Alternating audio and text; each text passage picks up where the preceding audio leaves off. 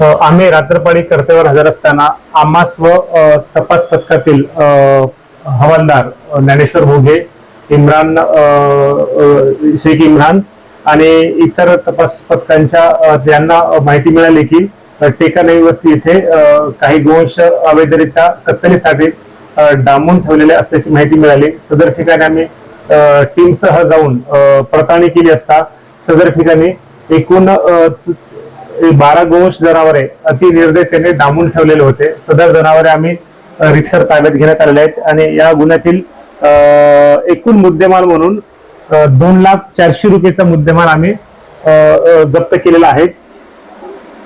सदर कारवाई मधील आरोपी तसे नाव आहेत मोहम्मद आबिद कुरेशी वल्द मोहम्मद असलम कुरेशी, वय 27 वर्ष, राहणार नवी वस्ती, अप्रोच किराणा स्टोअरच्या बाजूला, पोलीस ठाणे पाचपावली, नागपूर शहर असे आरोपीचे नाव आहे।